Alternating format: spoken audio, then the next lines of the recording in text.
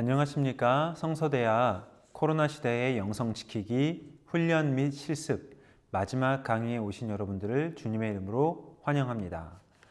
저희는 헨리 나우엔의 영성 수업이라는 책을 주 교재로 하여서 영성 성서대학을 진행하였습니다. 어느덧 9번째, 10번째 시간을 맞이하게 되었는데요. 오늘은 두 강의를 한 강의로 묶어서 진행하도록 하겠습니다. 먼저 9번째 챕터의 내용을 다루겠습니다. 9번째 챕터의 내용은 영적인 공동체에 관한 내용입니다. 바로 용서와 축하가 있는 곳, 이 주제로 오늘 9번째 챕터 내용을 함께 살펴보도록 하겠습니다. 나우엔은 9번째 영적인 공동체를 이야기하면서 영적인 여정을 다루고 있는데요. 페이지 147페이지에 이렇게 기록이 되어 있지요. 영적인 여정은 예수님을 따르는 우리를 고독에서 공동체로, 그리고 거기서 다시 사역의 자리로 이끈다 라고 기록되어 있습니다. 나우엔이 말하는 예수님의 사역, 예수님께서 사역하셨던 그 흐름은 다음과 같습니다. 먼저 밤의 기도 시간, 그 밤의 기도 시간이 영적인 고독의 자리임을 먼저 나우엔은 이야기합니다. 이 고독의 시간, 우리는 하나님과 기도로 교제할 수 있다라고 말이죠. 그러면 이 고독의 시간을 지난 다음에 무엇이 영적인 여정인가? 바로 아침의 시간을 말합니다. 아침에는 주변에 있는 사람들의 얼굴을 볼 수 있기 때문에 그 얼굴을 볼 수 있는 아침은 공동체의 시간으로 말을 합니다. 함께 알아보고 모인 사람들이 교제를 나누는 것이 공동체의 시간임을 말하는 것이죠.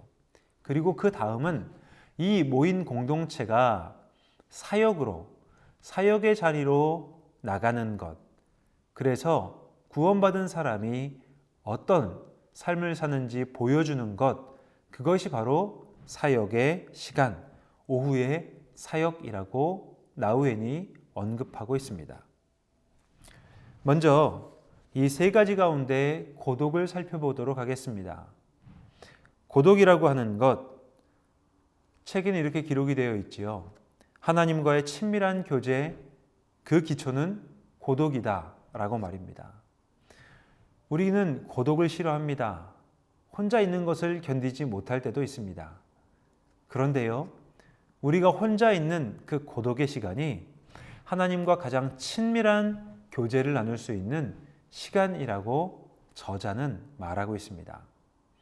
왜냐하면 그 누구의 방해도 받지 않을 수 있는 그 시간에 나의 마음을 살펴볼 수 있고 나에게 찾아오셔서 말씀하시는 하나님을 우리는 경험할 수 있기 때문입니다. 이 고독과 침묵을 통해 우리는 하나님과 기도로 대화할 수 있다라고 말하는 것이죠. 고독과 침묵의 시간을 통해 우리가 하나님의 음성을 듣고 하나님의 말씀을 묵상하면서 하나님께 내 마음을 아뢰어 드리는 것, 그것이 바로 하나님과의 영적인 대화, 바로 기도라고 할 수 있다라는 것입니다. 그래서 저자는 우리가 영적인 여정을 걸어가는 사람으로서 우리가 꾸준히 하나님과 기도할 수 있는 시간을 확보하여야 한다고 말하고 있는 것이죠.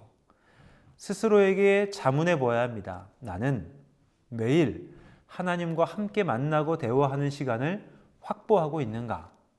그리고 그 시간, 고독의 시간, 하나님에게 귀를 기울이고 하나님의 음성을 듣고 그리고 나의 마음을 살피며 내 마음에 있는 것들을 하나님께 아뢰고 있는가를 생각해 볼 수 있어야 한다는 것이지요. 저자는 이러한 시간을 확보하기 위해 하루에 단 몇 분이라도 확보하는 것으로 우리의 영적인 여정을 시작하라, 이렇게 이야기합니다. 두 번째로는 고독과 고독이 만나면 공동체가 이루어진다 라고 하는 내용을 살펴보겠습니다. 페이지 150페이지입니다. 이렇게 기록이 되어 있지요. 아침이 오면 고독과 고독이 만나서 공동체를 이룬다 라고 말입니다. 우리가 홀로 있는 고독과 침묵의 시간은 하나님과의 만남으로 우리를 인도합니다. 그곳에서 하나님을 만나고 주님의 음성을 듣고 내 마음을 살펴보게 되면 이제 서로의 얼굴을 알아볼 수 있는 아침이 된다는 것이죠. 그러면 나와 같이 고독을 경험한 사람들, 그 침묵을 경험한 사람들이 서로가 서로에게 찾아가게 되고 얼굴을 알아보게 되면서 그 고독과 고독이 만나 공동체를 이룬다라고 저자는 말하고 있는 것이지요. 이렇게 공동체를 통해 서로 모인 사람들이 함께 살아가는 방식, 그리고 함께 관계를 맺어가는 방식을 저자는 공동체라고 말을 합니다. 그래서 공동체라고 하는 것은 영적인 여정을 걷는 사람들이 함께 모여 살아가고 관계를 맺어가는 방식이기에 이런 공동체를 영적인 집이다 라고 저자는 말하고 있습니다. 그렇다면 이런 영적인 집, 공동체에서는 어떤 일들이 벌어지겠습니까? 우리는 영적인 사람들이 모이면 좋은 일이 있을 거다라고 예상하고 기대합니다. 물론 좋은 일이 항상 벌어지고 그리고 기쁨을 나눌 수 있는 일들이 생기는 것은 당연합니다. 그러나 그에 못지않게 영적인 공동체에서는, 영적인 사람들이 모인 영적인 공동체에서는 우리의 기대와는 다른 모습들이 나타나기도 하는데요. 그래서 저자는 이렇게 말을 합니다. 공동체는 쉽지 않다. 모든 공동체 안에는 수용의 치유와 깊은 배신이 함께 벌어진다 라고 말합니다. 우리가 영적인 공동체라고 생각할 때 기대하는 것과 많이 다른 것 아닌가요? 수용의 치유 그리고 깊은 배신이 함께 일어나는 곳이다 라는 겁니다. 우리는 수용의 치유만 있으면 좋겠다고 기대하지만 그것과 다른 방향에 있는 깊은 배신, 이것이 같이 있다라는 것이죠. 그래서 공동체에서는 우리 인간성의 훌륭한 면도 나타나지만 아픈 상처도 함께 보인다라고 저자는 말하고 있는 것이죠. 그래서 공동체란 고독과 고독의 만남, 수용의 치유와 깊은 배신이 함께 나타날 수밖에 없는 그러한 영적인 집이라, 이렇게 저자가 말하는 것입니다. 신앙의 공동체가 그렇다면 건강하게 유지되려면 어떤 일이 벌어져야 될까요? 수용의 치유와 깊은 배신이 함께 일어나기 때문에 그것을 견뎌낼 수 있는 힘을 가져야 되겠지요. 그래서 공동체의 모든 구성원들이 매일 깊은 고독의 시간, 침묵의 시간을 먼저 갖고 공동체 안에서 살아가는 것이 있을 때에 공동체에는 수용의 치유와 깊은 배신이 함께 있으면서도 그 공동체가 집에서 생활하는 방식으로 역할을 할 수 있다. 나우에는 이렇게 말하고 있는 것입니다. 이렇게 또 나우에는 말합니다. 공동체 안에서 서로 가깝게 느껴질 때도 있다. 좋은 일이다. 별로 사랑이 느껴지지 않을 때도 있다. 그럴 때는 힘이 든다. 그래도 우리는 공동체 안에서 서로에게 충실할 수 있다라고 말입니다. 영적인 집이기 때문에 좋은 일과 기쁜 일도 있지만 힘들고 어려울 때도 있을 수 있음을 우리는 기억해야 하는 것이죠. 그래서 153페이지를 보면 저자는 이렇게 자신의 논의를 이어갑니다. 비록 쉽지 않은 일이지만 예수님은 우리를 신앙의 현실의 한 가족으로, 가족이 어떤 사람들이겠습니까? 가족은 좋은 모습도 보지만 좋지 않은 모습도 함께 견뎌내며 살아가는 그러한 영적인 공동체다라는 것이지요. 가족 안에서는 그런 일도 벌어지기 때문에 때로는 눈물을 흘릴 일도 있고 어려운 일도 있지만 그것을 감내하려고 하는 자세와 태도가 공동체를 구성하는 한 사람 한 사람에게는 필요하다라고 저자는 말하고 있습니다. 그렇다면 이 공동체는 어떤 곳일까요? 공동체는 결국 용서가 무엇인지를 배우는 그러한 공간과 시간과 장소임을 우리는 깨닫게 되는 것이죠. 꼭 기억하십시오. 공동체 안에서 우리가 반드시 배워야 하는 것, 그것은 용서하는 것임을 기억해야 합니다. 공동체란 영적인 집으로 좋은 일과 힘든 일이 함께 벌어지는 곳임을 우리는 확인했습니다. 저자는 이 공동체에서 우리에게 일어나는 일에 대해 말을 하는데요. 바로 무엇에 대해 이야기하냐면 우리가 내 자신의 모습에 직면하게 된다라는 것입니다. 나의 자신의 모습에 직면한다는 것은 내가 누군가에게 보여주고 싶은 모습뿐만이 아니라 누군가에게 드러내기 힘든, 드러내기 싫어하는 그런 모습까지도 다 드러나게 된다는 것이죠. 그래서 공동체 안에서는 나의 모습이 어떠한지, 나의 민낯이 어떠한지가 그대로 드러날 수밖에 없음을 저자는 말하며 공동체는 이런 나의 모습을 그대로 직면하게 만드는 기능을 가지고 있다라고 말을 하는 것이죠.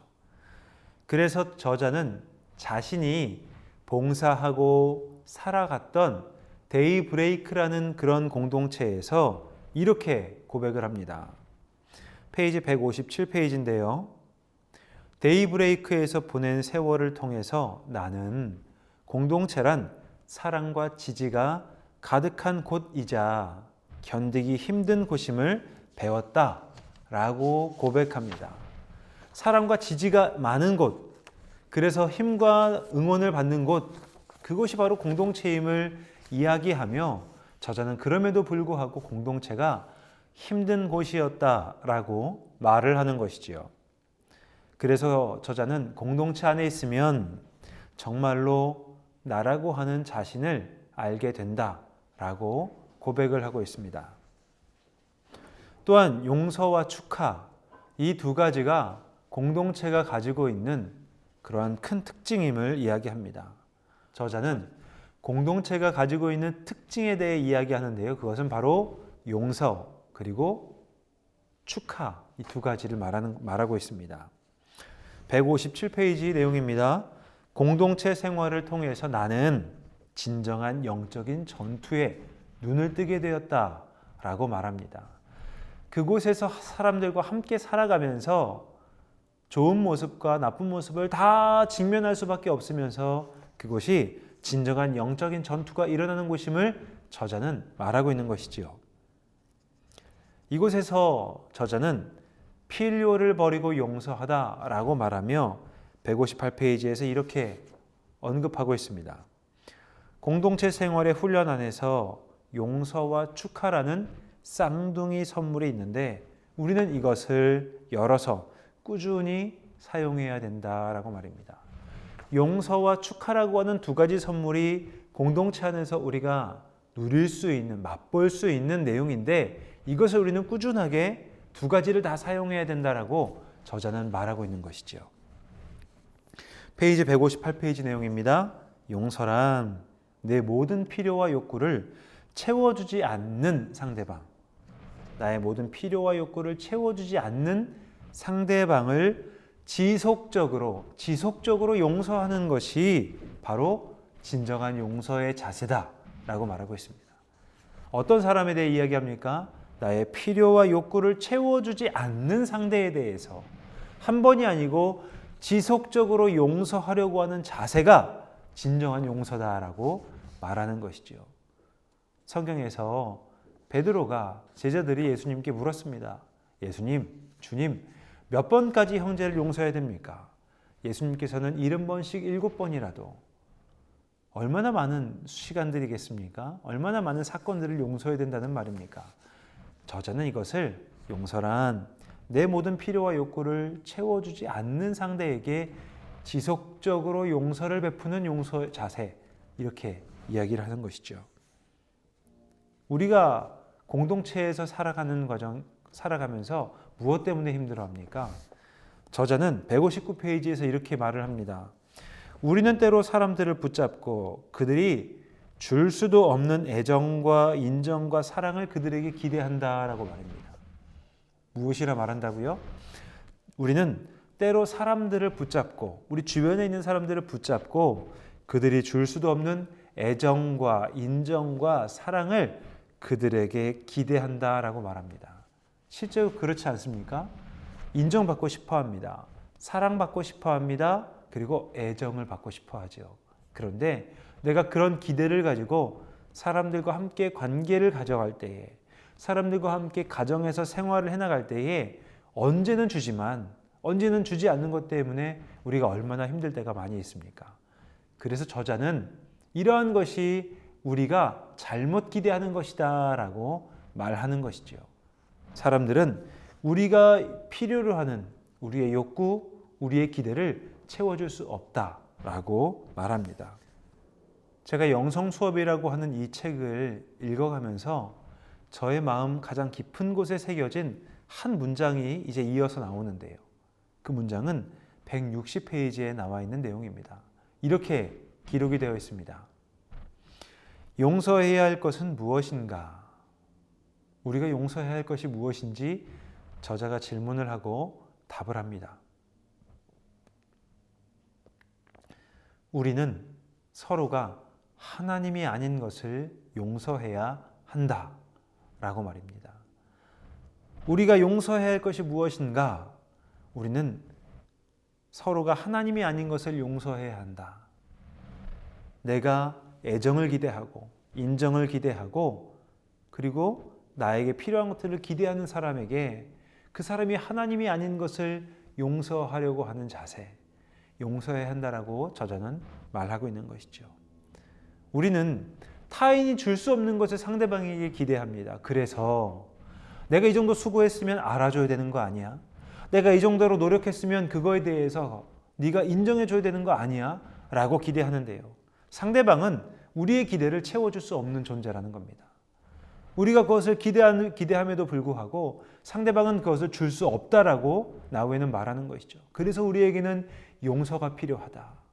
우리에게는 용서가 필요한데 그 용서라고 하는 것은 상대방이 하나님이 아닌 것을, 내가 원하는 것을, 내가 바라는 것을 줄 수 없는 존재라는 것을 용서해야 한다는 것이죠.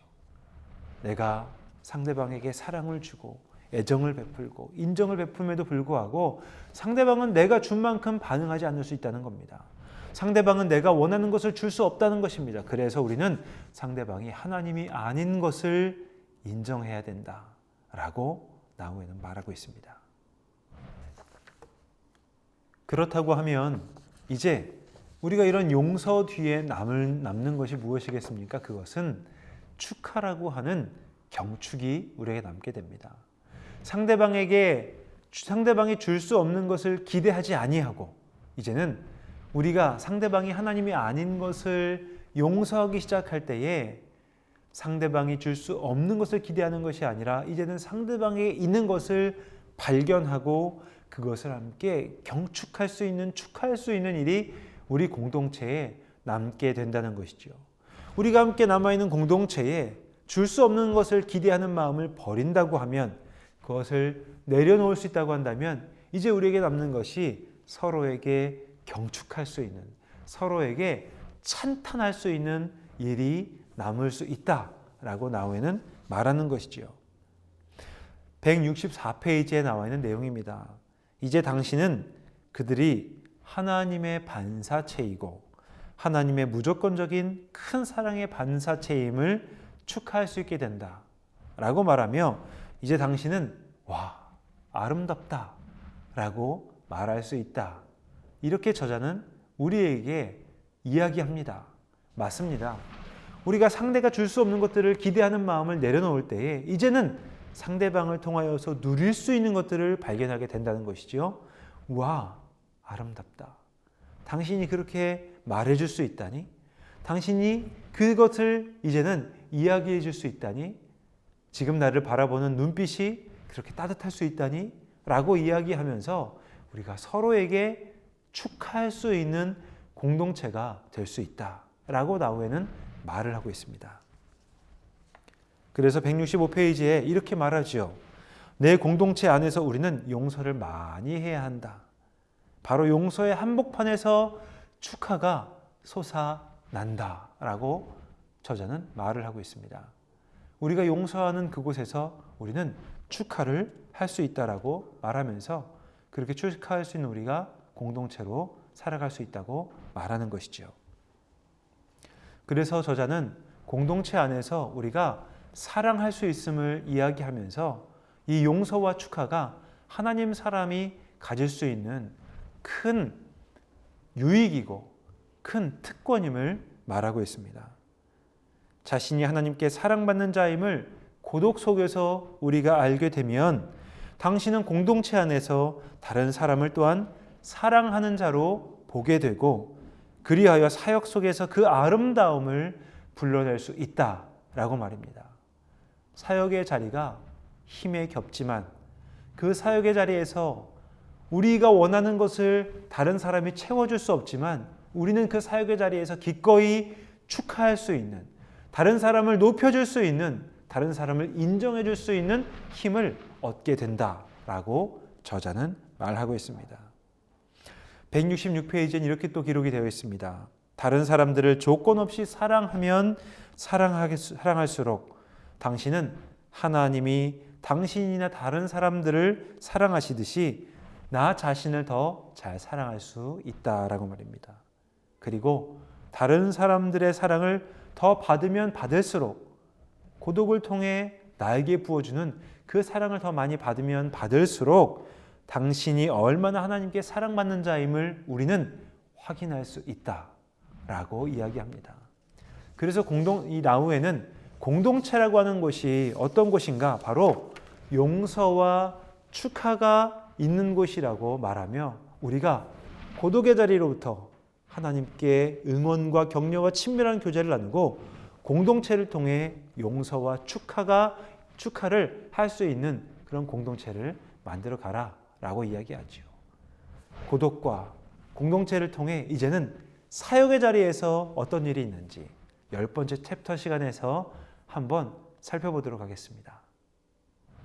네, 안녕하십니까? 코로나 시대 영성 지키기 훈련 및 실습 마지막 10번째 강의를 함께하게 되어서 참으로 감사합니다.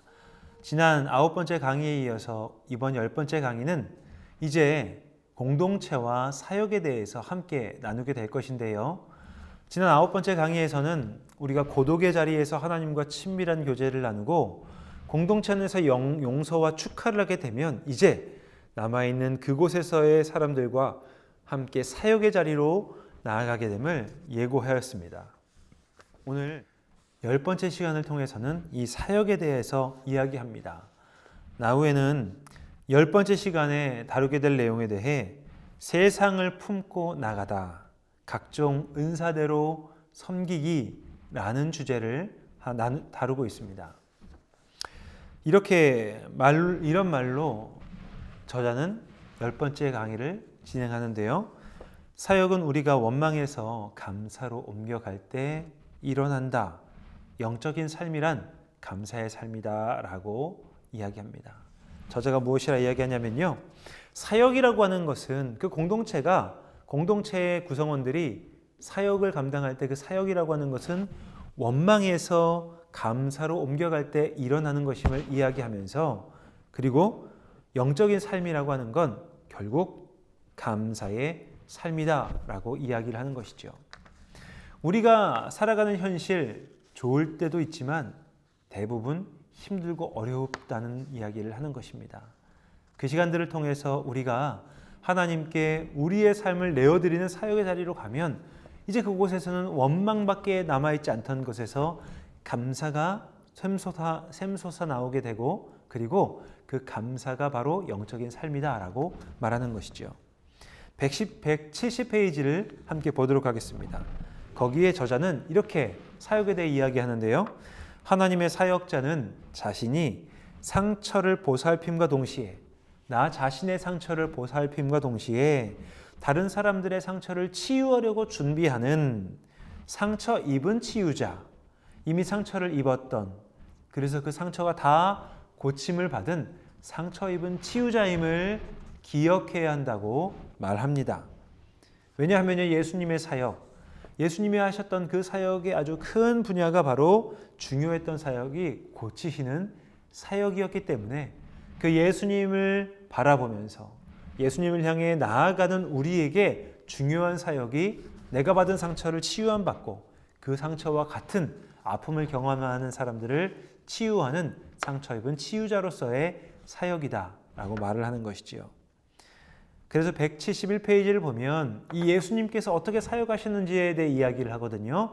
어떻게 사역하셨는지 171페이지에 이런 언급이 있습니다. 예수님은 언제나 하나님의 음성을 들으시며 하나님과 소통을 하셨다라고 말입니다.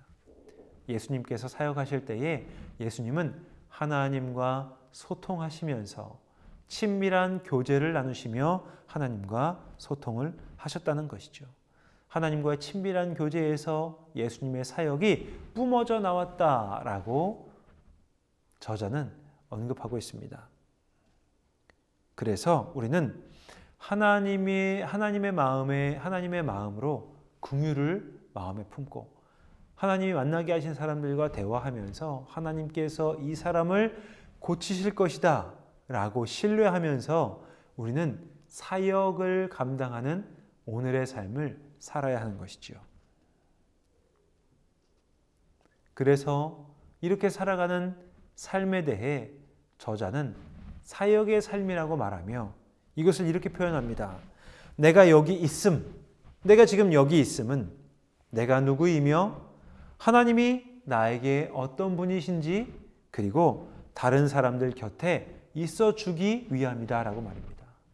우리가 이 땅을 살아가는 이유와 목적 가운데 왜 우리가 이 땅을 살아야 하는가? 내가 누구인지, 나에게 하나님이 어떤 분이신지, 그리고 내가 하나님이 함께 있게 하신 지금 이 사람 곁에 머물러 있어 주기 위함임을 이야기하는 것이죠. 그래서 그리스도의 몸의 사역이라고 하는 것, 우리가 하나님의 일을 한다는 것은 거창한 것이 아님을 저자는 말합니다. 우리가 하나님의 일을 감당한다고 할 때 그것은 무엇인가? 당신의 은사가 무엇인지 찾는 것, 그리고 당신에게 있는 것을 누군가에게 내어놓는 것, 그리고 그 내어놓는 걸 통해 일어나는 일이 바로 사역이라고 저자는 말하는 것이죠. 우리가 하나님의 사람으로 살아간다는 건 많은 게 아니라는 겁니다. 내가 받은 은사가 무엇인지, 누군가를 도와줄 때에 말로 도와줄 수 있는지, 아니면 마음을 함께 나누는 것으로 도와줄 수 있는지, 누군가에게 나의 손을 내밀어주면서 함께 동역하는 것으로 도와줄 수 있는지, 아니면 어떨 때는 내가 가지고 있는 시간을, 내가 가지고 있는 재정을 가지고 누군가를 도와주는 것, 그것을 통하여서 우리가 나에게 있는 것을 내어놓는다고 할 때 그것이 바로 사역이다 라고 저자는 말하고 있는 것이죠. 사역이라고 하는 것이 결코 어렵거나 거창한 것이 아니라고 저자는 말합니다. 저자는요, 우리가 살아가는 영적인 삶이 사역임을 말하고 그 사역이 무엇인지 기가 막히게 정의를 하는데요. 이렇게 말합니다. 페이지 173페이지에 있는 내용입니다. 하나님과 다른 사람들을 향한 당신의 사랑이 흘러넘치는 것, 그것이 바로 곧 사역이다라고 말합니다. 하나님과 다른 사람들에 대해서 나의 사랑이 흘러넘쳐가는 것, 그것이 사역이라고 저자는 말하는 것이죠. 그래서 사역은 혼자 할 수 없습니다. 누군가 나에게 사랑을 부어주는 사람이 필요합니다. 하나님의 사랑을 나에게 부어주는 누군가가 필요합니다. 그리고 그 사랑을 내가 흘려보낼 때 그 사랑을 받을 수 있는 누군가가 필요하지요. 그래서 사역이란 본래 혼자 하는 것이 아니라 공동체로 하는 것임을 저자는 이야기합니다. 사역은 나에게 뭔가 있어서 그것을 어려운 사람에게 베푸는 것이 아니라 피차 연약한 사람끼리 서로 베풀고 받으면서 유익을 나누는 것, 그것이 사역입니다. 사역은 일방적이지 않다는 것이죠. 내가 무엇을 가지고 있다고 항상 베풀기만 하는 것이 아니라 내가 무엇인가를 베풀었을 때에 또 그 사람뿐만이 아니라 누군가가 나에게 하나님의 사랑을 베풀어 줄 수 있는 것, 이것이 나에게 채워지고 흘러갈 수 있는 이러한 영적인 선순환이 일어나는 것이 바로 사역임을 우리는 알 수 있습니다. 예수님은 제자들을 그래서 둘씩 짝을 지어서 보내시지요. 혼자 보내시는 것이 아니라 내가 무엇인가 소진되었을 때는 그것을 채워줄 수 있는 누군가가 함께함으로 서로 격려하고 서로 응원하는 것이 정말 필요함을 알게 됩니다. 혹시 사역의 자리에 있으십니까? 내가 누군가를 케어하는 자리에 있으십니까? 그렇다고 하면 나에게 하나님의 사랑을 부어 넣어줄 수 있는 누군가와 영적인 공동체를 이루고 있으셔야 된다는 겁니다. 이것이 없이 누군가에게 하나님의 사랑을 자꾸 흘려보내는 일만 한다고 하면 우리는 곧 내가 가지고 있는 사랑이 다 소진되어서 영적 탈진에 이르게 될 것입니다. 나후에는 이런 사역이 이루어질 때 가장 핵심적인 것으로 긍휼과 감사를 이야기하는데요. 바로 175페이지에 첫 번째로 감사가 사역의 핵심임을 이야기합니다. 175페이지에 이런 말이 있습니다. 감사란 무엇인가? 고맙다고 말하는 것이다 라고 저자는 이야기합니다. 누군가에게 고맙습니다, 고맙다 라고 이야기할 수 있는 것이 감사다라는 것이죠. 자존심 때문에 고맙다라는 말을 안 하면 그건 감사를 우리가 충분히 경험하지 못한다라는 것입니다. 다른 사람의 선물을 알아보고 받을 수 있는 것, 그리고 그들의 존재와 기여에 대해 고맙다고 말하는 것은 사역의 필수적인 부분임을 우리는 기억해야 합니다. 함께 살아가는 공동체원들의 이 공동체원들의 소중함을 아는 사람만 감사하다고, 그들의 수고가 결코 쉽지 않은 것임을 아는 사람만 고맙다고 표현할 수 있는 것이죠. 그래서 우리는 누군가에게 함께 살아가는 공동체원들에게 고맙다고, 감사하다고 이야기하는 그런 노력을 많이 기울여야 됩니다. 가장 최근에 고맙다고 이야기하신 적이 언제입니까?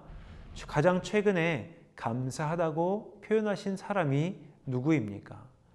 그것을 생각하기에 너무 오랜 시간이 필요하다고 하면 우리의 사역은 이미 영적 가뭄에 노출되어 있을 가능성이 많습니다. 그래서 감사의 표현을 가능한 의도적으로 많이 하실 수 있는 여러분들이 꼭 되셔야 할 것입니다. 176페이지에서 저자는 이렇게 말합니다. 사역이란 다른 사람의 선물을 알아보고 받는 것이다. 받을 수 있어야 된다는 것이죠. 받을 수 있으려면 그것이 은혜임을 깨달아야 됩니다. 내가 가지고 있는 것이 얼마나 연약하고 한계가 있는 것임을 깨달을 때에 우리는 은혜로 주어지는 것들을 감사함으로 받을 수 있게 되는 것이죠. 아무리 사소한 것이라 할지라도 나에게 누군가가 귀한 것을 내어줄 때에 그것이 세상적으로 얼마나 비용이 많이 드는 것이든 적게 드는 것이든 그것을 떠나서 나에게 하나님의 사랑이라고 하는 것이 부어질 때에 그것을 감사함으로 은혜로 받을 수 있다고 한다면 우리의 사역은 참으로 하나님의 일로서 하나님의 고침과 하나님의 역사가 풍성하게 나타나는 사역의 자리가 될 것입니다. 177페이지에 있는 내용인데요. 우리의 사역은 사람들을 돕는 것이자 그들의 도움을 받아서 점차 원망하는 마음을 버리고 고통의 한복판에도 감사와 축복이 있음을 깨닫는 것이다 라고 이야기합니다. 사역을 누군가에게 주는 것으로만 한정해서는 안 된다라고 말합니다. 사역은 누군가에게 주는 것도 있지만 감사함으로 누군가의 것들을 받을 수 있는 은혜를 깨닫는 것도 사역이고, 그리고 고통의 한복판에서 탄식과 절망이 저절로 나올 수밖에 없는 고통의 한복판에서도 감사와 축복할 수 있는 내용들이 있음을 깨달아 아는 것, 그것이 바로 사역이며 이것을 깨달아 아는 사람이 사역자임을 저자는 언급하고 있는 것이지요. 함께하는 사역을 통하여 공동체가 함께 모여서 함께하는 사역의 현장을 통하여 우리는 고통에 있는 삶에 대해서도 더 감사할 수 있도록 사람들을 도울 수 있다라고 저자는 이야기하는 것이죠. 아주 놀라운 결과 아니겠습니까? 누구나 원망할 수밖에 없는 그러한 현실에서 탄식이 저절로 나올 수밖에 없는 그런 환경 가운데서도 감사와 축복을 할 수 있는 존재가 있다라고 하니 말입니다. 그리고 그 존재가 다른 사람이 아니라 바로 나라고 하니 이것이 얼마나 하나님과 친밀한 교제를 나누는 고독의 자리에 있을 수 있는 사람이 누릴 수 있는 축복인가 저자는 이야기하고 있는 것이죠. 이제 저자는 사역에 대해서 사역을 이루는 핵심 두 번째에 대해 언급을 하는데요. 첫 번째는 감사였습니다. 두 번째는 긍휼을 이야기합니다. 감사할 수 있는 사람, 경축을 할 수 있는 사람, 그 사람의 마음에 하나님의 긍휼함이 있습니다. 고통의 한복판에서도 감사와 축하를 발견할 수 있는 사람이기에 긍휼의 마음을 가질 수 있다라고 저자는 이야기하는데요. 긍휼이란 무엇일까요? 긍휼은 함께 아파할 수 있는 것입니다. 진정한 의미에서 공감이라고 말할 수 있을 터인데요. 힘들고 아파하는 사람들을 바라보면서 나의 창자가, 나의 내장이 장이 끊어지는 듯한 아픔을 느끼는 것. 그래서 함께 고통스러워하고 아파하는 것이 긍휼의 마음입니다. 예수님은 이러한 사람들의 고통을 뼛속 깊이까지 느끼셨기에 자신에게 찾아오는 사람들의 고통을 고쳐주시고 그들의 병을 고쳐주시고 그들의 아픔을 위로해 주시는 모습들을 보여주신 것이지요. 179페이지에 있는 내용입니다. 우리가 돕고자 하는 사람들의 문제를 우리가 해결하거나 상황을 변화시킬 수 없다면 우리 어떻게 해야 되는가? 이런 질문이 있거든요. 우리가 내 앞에 있는 사람의 문제를 해결할 수 없다면, 우리가 내 앞에서 신음하고 있는 사람의 상황을 변화시킬 수 없다면 우리는 어떻게 해야 될까요? 무엇을 하지 않아도 된다라고 말하며 저자는 그들과 우리가 함께 있어주는 것만으로도 하나님의 일은 이미 시작되었다라고 말합니다. 사역이란 병든 자, 죽어가는 자, 가난한 자들과 함께 있되 그들의 연약함과 우리의 무력함 속에서 용감하게 그들과 함께 있어주는 것, 그것이 바로 사역이라고 말합니다. 죽어가는 자 앞에서 우리가 아무것도 할 수 없지요. 그리고 병든 자 앞에서 그들의 병을 고쳐줄 수도 없지요. 그런데 나후에는 저자는 우리가 그들 옆에 있어주는 것만으로도 우리는 하나님의 일을, 하나님의 사람으로서의 사역을 감당하고 있다고 말합니다. 오랜 시간이 지났음에도 불구하고 나와 함께 있는 사람이 나아지지 않았음에도 불구하고 그것이 하나님의 사역임을 저자는 이야기하는 것이죠. 우리는 피차의 연약함 그리고 쌍방의 사역 속에서 감히 다른 사람들과 함께 있다라고 말을 합니다. 함께 있어주는 것, 그것이 사역임을 기억해야 합니다. 하나님이 우리와 함께 아파하시며 고통의 한복판에 우리를 감사와 긍휼로 부르신다. 이렇게 저자는 이야기합니다. 고통과 탄식이 나오는 그 삶의 한복판 가운데서 우리와 함께 하고 있는 사람들이 고통스러워할 때에 우리가 그 자리에서 그들과 함께 아파하며 그 고통의 한복판에서도 감사와 축복의 말을 할 수 있다면 그것이 사역이다 라고 저자는 말하고 있는 것이죠. 180페이지의 내용을 살펴보겠습니다. 공동체로 함께 사는 친구들이 주변에 있다면 당신은 무엇이든 할 수 있다고 합니다. 그를 고쳐주지 않아도 된다고 합니다. 내가 할 수 있는 것을 할 수 있다는 것이죠.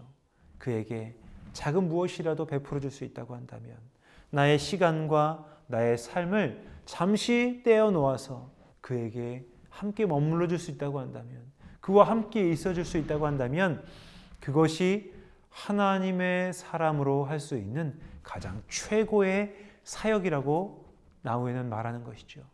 사역을 너무 거창하게 생각하지 않으셨으면 좋겠습니다. 사역이라고 하는 것은 하나님이 만나게 하신 그 사람과 함께 있는 것임을 기억하셔야 합니다. 우리가 무엇을 가지고 하나님 앞에 나아갈 수 있겠습니까? 우리가 할 수 있는 것이 아무것도 없습니다. 그래서 우리는 하나님께 나아가고 하나님의 음성을 듣는 것으로 우리의 사역을 감당해야 할 것입니다. 또 우리가 하나님께서 허락하신 삶의 자리를, 삶의 분량을 함께 내어놓는 것으로 우리는 사람들과 함께 살아갈 수 있음을 꼭 기억하시면 좋겠습니다. 사역의 현장에서 우리가 무엇을 할 수 있을까요? 거창한 것 아니라고 말씀을 드렸습니다. 저자는 무엇이라 이야기했는지 살펴보겠습니다. 사역이 무엇이라고 함께 나누었습니까? 거창하지 않은 것임을 이야기하였습니다. 저자는 무엇이 사역인지, 어떻게 이야기하는지 함께 살펴보겠습니다.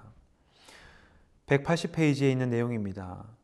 자신이 사랑받는 자임을 알면, 고독 가운데 내가 사랑받는 자임을 알면, 공동체원들과 함께 생활하며 내가 사랑받는 자임을 알면 당신은 이 세상 속으로 들어가 사람들을 만지고 치유하고 함께 이야기하고 그들 또한 사랑받고 축복받는 자임을 알려줄 수 있다 라고 말합니다.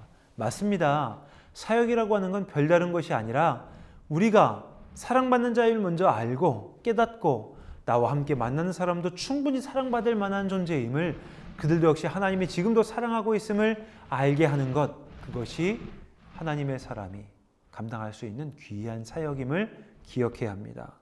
이렇게 하려면 나 자신이 높아지려고 하는 그런 교만한 삶의 태도를 우리는 버려야 하겠지요.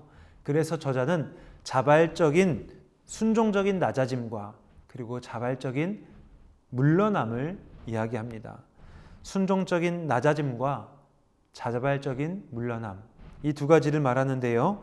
사역에서 긍휼과 감사는 함께 아파하고 그곳에서 감사할 수 있는 것은 순종적인 낮아짐과 자발적인 물러남이라는 쌍둥이 훈련을 통해서 가능하다. 무엇을 통해서 가능하다고요? 순종적인 낮아짐, 자발적인 물러남.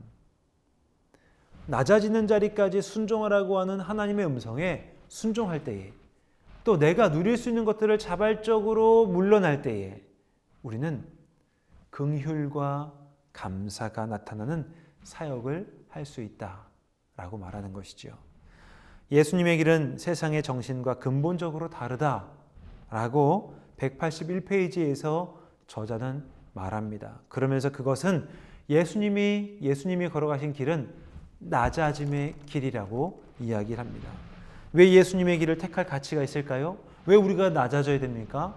낮아지라고 하는 예수님의 명령에 왜 우리가 순종해야 합니까? 왜냐하면요, 그 길이 하나님의 나라를 맛볼 수 있는 길이기 때문입니다. 하나님의 나라를 우리가 어떻게 경험할 수 있을까요? 하나님의 나라가 우리에게 어떻게 체험될 수 있을까요? 바로 우리가 낮아지라고 하는 예수님의 그 명령에 순종할 때에 하나님이 일하시는 방식, 하나님이 일하시는 통치 방식이 우리에게 적용된다는 것이죠. 그것을 통해 우리는 이 땅에서, 우리가 살아가는 이 땅에서 하나님의 나라를 경험하고 체험할 수 있게 된다는 것입니다. 어떻게 체험한다고요? 하나님의 나라는 순종적인 낮아짐을 통해 하나님의 통치를 우리는 이 땅에서 체험할 수 있다라고 기억해야 하는 것이죠. 성육신의 신비가 무엇입니까? 하나님이 자기 자신의 자리를 버리시고 이 땅으로 낮은 곳으로 내려오셨다라는 것이 예수님이 성육신하신 비밀이며 하나님이 우리를 구원하시기 위해 선택하신 방식임을 우리는 기억해야 합니다. 그래서 순종적인 낮아짐을 통해 우리는 사역의 자리에서 긍휼과 감사를 맛보는, 천국을 맛보는 삶을 살 수 있다라고 저자는 우리에게 알려줍니다. 저자는 이어서 이렇게 우리에게 말합니다. 우리는 사역의 하향길로 예수님을 따라가도록 그리고 비록 원치 아니하는 곳일지라도 하나님의 인도하시는 곳으로 가도록 부름을 받은 사람이다 라고 말입니다. 우리가 그걸 언제 확인할까요? 하나님과 만나는 고독의 자리에서입니다. 그리고 함께 사람들과 살아가는 공동체 안에서 깨어지고 힘든 과정을 지나가면서 하나님의 은혜와 사랑을 통하여 이 자리에서 나의 모습을 직면하면서 알게 된다는 것이죠. 그리고 사역의 현장 그곳에서 우리가 낮은 곳으로 임하게 하시는, 가라고 말씀하시는 하나님의 말씀에 순종함으로 말미암아 긍휼과 감사의 고백이 우리 삶의 자리에서 나의 입술을 통해 드러난다라고 저자는 말하고 있습니다. 그래서 예수님을 따르려면 편한 곳으로부터 자발적으로 물러나는 것이 필요하다라고 저자는 말하는 것이지요. 184페이지의 내용입니다.